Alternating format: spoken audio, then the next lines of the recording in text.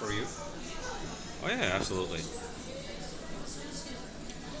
Lasagna. Wait, hold on a second. So this is. I got disturbed. This is Italian. No, this is more like French, German food, I would believe. I mean, it's like semi-glazed steak with I'm some sort of. interviewing an Italian guy with French writing in the background. How ironic is I that? hate you for that. How are you enjoying It's so this moment? disrespectful. Let's shift gears. So you talked about what you like about working in Japan. What about life outside of work? What do you like the most? I mean, outside of work, I mean, I'm from a countryside city. My village counts 40,000 people. So for me, And now he's in Tokyo. and I'm in Tokyo. So the fact that I'm living in Japan, in Tokyo, which is how many, 30 million of people approximately. I don't 10 million yeah. if we count, the center. 30 million if you count the suburban area. It's amazing. I mean, what else I can say? I mean, every day there is something different. There is something new to do. I'm again from the perspective from a country boy like me. A countryside boy like me. It's something unique. Living in Tokyo, and the living cost life is absolutely affordable in my opinion. You can go out having fun at night, and I mean Okay. it's absolutely Let's talk about your friends. What's your social group life like? Do you hang out with more international people, as in like non-Japanese? Do you hang out with globalized Japanese people, or like? I think full-on- half and half. Half and Half and yeah. half. I think mostly of my foreign friends that they get from school. I got from school from the Japanese school. Yeah. But many Japanese people I met, it was through work. I mean, many Japanese I met that they became my clients. They also became my friends. How you interact with non-Japanese friends and how you interact with Japanese friends, is it very different, the dynamic? Well, at least again from my experience, it's not usually different because I'm very selective on friends. Friendship for me is a very important word. I'm very selective. So Well, I'm honored to be a part of your circle. you are, yeah. So even Japanese. I mean, Japanese that became my friend. They have more or less to be on my level. I mean, they need to think of many things like me, or at least I need to feel that I can trust them. For me, trustability is a very important thing, not only in work but especially in friendship and also in love. Definitely. Right. And what do you hate or dislike about Japan, work, outside of work? At work, definitely meeting. Meeting Meetings, okay. is really the key word. Like Japanese people, they spend, I would say, maybe 40% of their weekly time on preparing meeting and doing meeting. Those meetings, they can be better described as a brainstorming.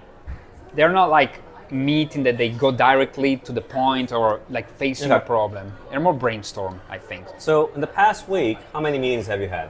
Well, from my point of view, from my perspective, I do a meeting every morning of 45 minutes. Why? 45 minutes is basically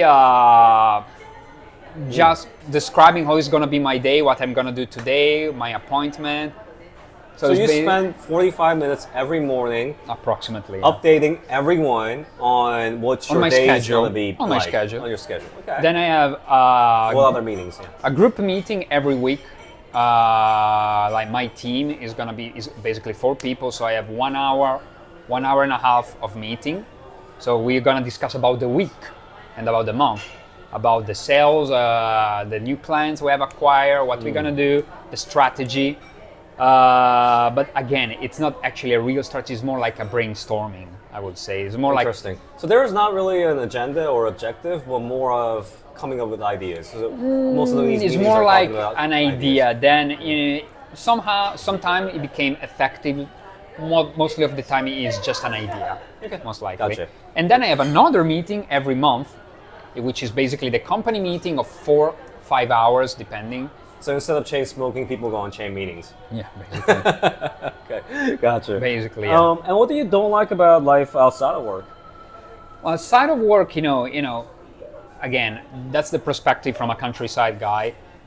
Tokyo is a huge city. Finding people that they can be genuine friends, it's somehow, I'm not talking about Japanese, but also foreign people. it's challenging. You know, So people like the nature of living in a big city. So it's Yeah. not necessarily Tokyo, but just being in a big big city, Okay. definitely. I mean, you need to be also lucky that you find maybe a friend that is living not too far from you, because the distance here are huge. You might find someone that is living maybe 1 hour and a half from you, and anytime you need to program, you need to Right. program your your meeting, what you're gonna do, obviously. And from my experience, you know, it was definitely easier. You know, the city where I was coming from is very tiny, Tiny, so yeah. you just need like 5-10 minutes by car, and you can meet someone. Gotcha.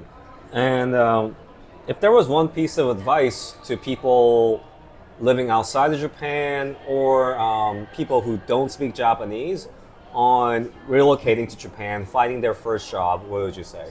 You can say it to the camera. I think the best advice I can do is to think properly if this is the right challenge for you.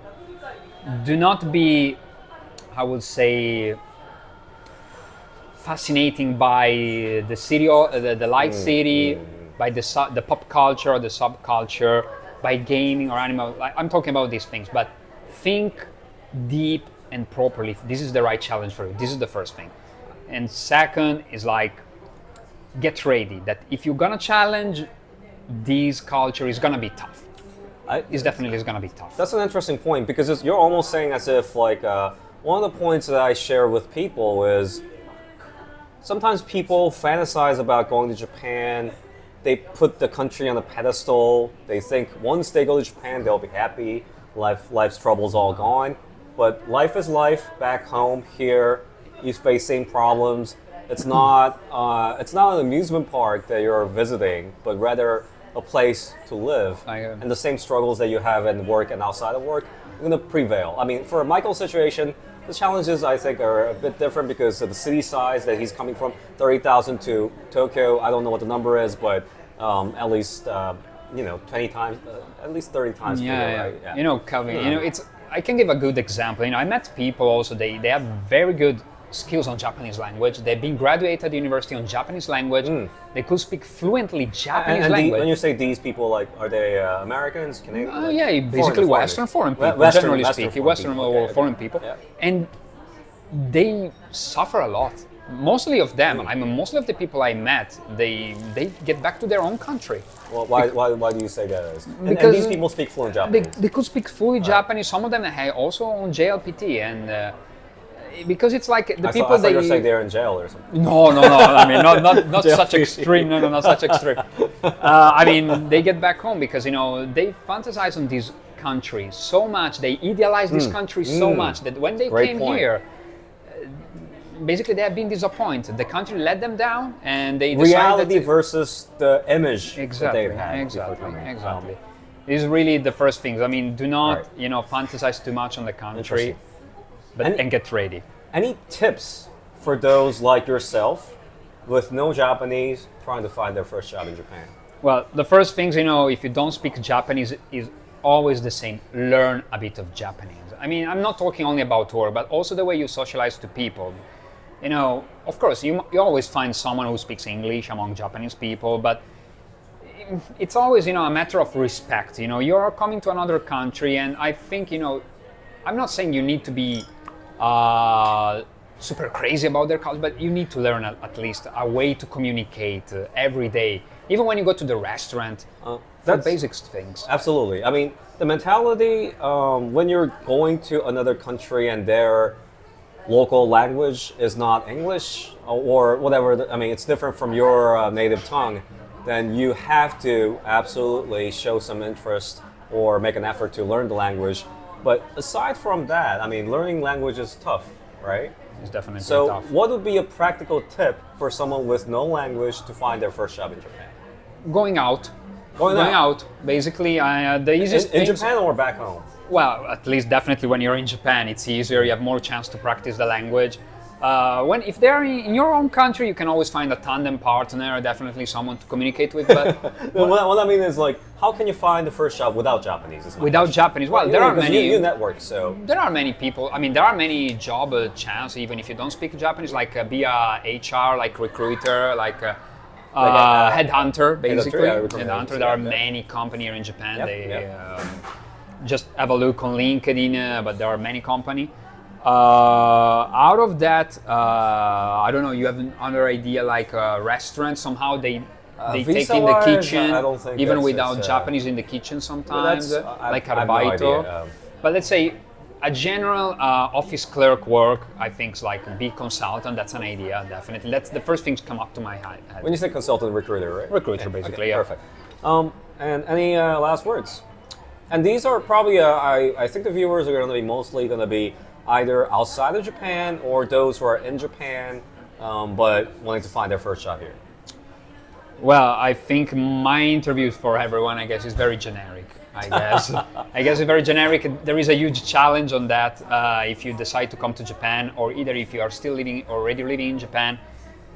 It's hard. My suggestion is hold on. Every day, try to learn something new.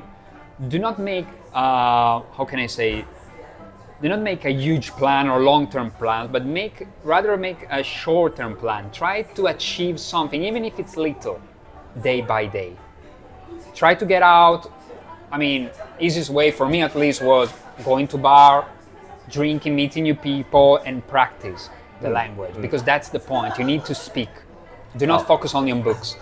I said the last comment, but I don't expect you to share your pay with your salary with people out there. But are you making? Oh, okay, so life like the cost of living in Tokyo and how much you make. Are you living here comfortably? I think, yeah, at this moment, yeah. Of course, I'm not rich. You don't get rich, definitely. You can save money somehow. Not a huge amount, but you can still save money. I would say that, yeah, you can live. You can live as a normal human being. And for normal human being, basically what I mean is like, you can live on your own apartment. You don't need to share apartment. You have your privacy. You can go buy grocery and fill up your fridge. You have money to go out and hang out with your friends, and you can still save a bit of money. And do you know what the cost of living in Milan is like? It's definitely higher. It's definitely higher. So if you were to make same for money, rent, I'm talking about rent now. Rent, okay, rent. How about the cost of living comparison? Well, for food, I think most likely is the same. You know, we need also to consider that the portion of what you buy. In Italy, if you buy a pack of meat, it's definitely bigger than a pack of meat that you buy in Japan. I'm talking about grams, you know, the amount that you actually put.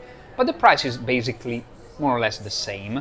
The rent, I think in Italy is definitely higher, at least in Milano, as a metropolitan city. I don't think it's high at all. It hasn't changed that much. I mean, of course, if you want to live in the downtown of Tokyo, like Shibuya or something, it's definitely and the crazy. real estate price in Tokyo has gone up crazy.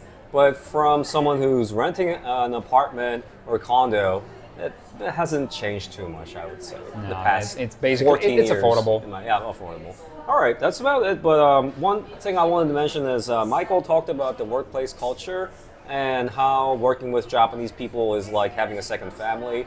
But that one ultimately depends on what your company is like. For companies that I've worked with before, where there is a strong backbone and a global culture. So meaning if I was back in America, working for the headquarters there, or working in China office, Korea office, you name it, the culture relatively would remain similar in that environment versus a branch office in Japan where things are done in a more of a local way versus globally standardized way. So really, every company, every office is different. There is no one size fits all. One culture is different from another. Keep that in mind when you look for jobs. All in all, thank you all for watching. That was Kelvin and Michael. Probably I'm going to start calling my program J-Start. It's a Japan Start. Okay. And Jumpstart. Jumpstart. Yeah. Okay. Jumpstart your Japan career. J-Start. Kelvin.